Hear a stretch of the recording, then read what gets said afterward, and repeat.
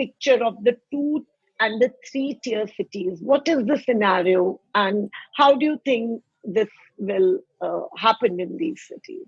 Yeah, no, thanks, Devyani. So I think, as you rightly said, right, I think the kind of excitement and the buzz and the active sort of participation is happening mostly in the kind of, no, I mean, tier one cities, especially like metros and the places where there are like, no, I think more action to discuss the policy, and also the kind of, no, the pros and cons to implementation was being discussed. I think that kind of energy perhaps is not there in terms of the action in the smaller cities, especially if you look at the tier 2 3 cities. I think the people, especially the educators, the education community, they're excited about the policy. They're seeing a lot of hope in terms of like, how this policy will take them to a kind of place where they really would like to have the education system in place.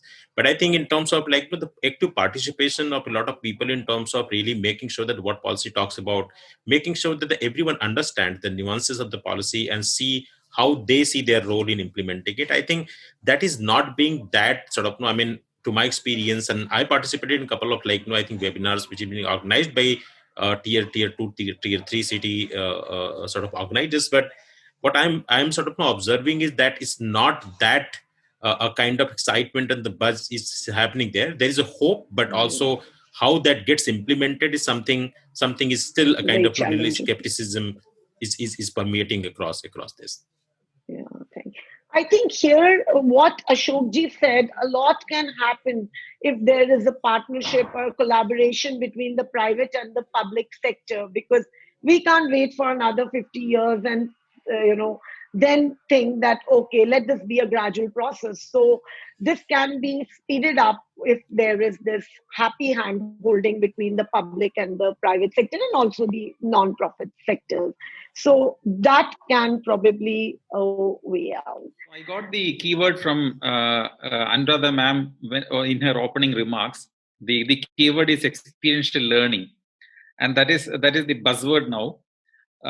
See, experiential learning is the most excellent way in which the topics can be taught. The concept can be related with the real-time applications, and I believe that that is the way ahead with the increase of using technology in education. So, but that said, what do you think that, or how do we really implement?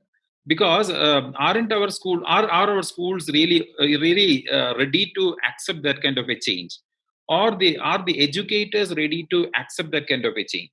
And how do you think that it can be effectively implemented, at least at the minimum level, when you look forward for maybe next 5 to 10 years time? As I understand your question, Dr. Chaitanya, it is essentially two components. One is the implementation of experiential learning, and the second is the extensive use of technology.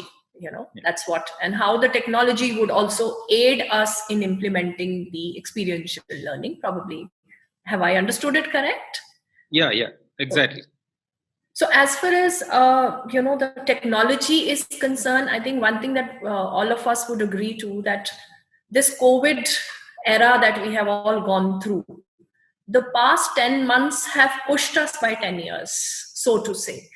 Last year, if I talk of January 2020, sitting here in my office at this time, nobody would have ever imagined that we could have continued with online classes, making use of technology, and actually, having the children to go through the entire session being at home and still be able to do good justice. Of course, there would be that digital divide. It would, like Dr. Ashok Pandey said, that there would be many schools where it would not be feasible. But I would reflect upon, the experience that we carry as a school. So this 1 year actually has given us a lot in terms of being optimistic to take technology forward and to effectively include it for having experiential learning or flipped learning, so to say. As an educator, flipped learning, where you can have children doing things at their own pace, where you can have synchronous and asynchronous material, learning happening. So that is something we were always wanting to do, but we were not able to implement it. So in this 1 year, we've gained this confidence that this is something that we were pushed into and we succeeded. And it was very well accepted both by the teachers. You see teachers being ready with their material, putting it, with sharing it with the children before the actual conduct of the online synchronous interaction. So we have, this year has helped us progress towards the child-centric approach, experiential learning, and using technology extensively for that. So this is the first point. So if we talk of the readiness of the school, I agree that this is not something which will happen overnight. There has to be a constant effort in this direction. The pedagogical plans have to be effectively made.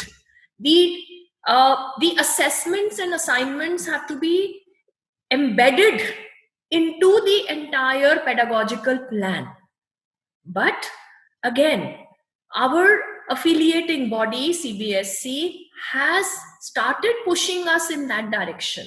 Like rightly pointed out by Dr. Pandey, that the government and CBSC are working day and night to actually equip the educators, the schools, the leaders with this kind of a vision and preparedness and an actual program on ground, so that we are able to implement the student-centric approach and experiential learning.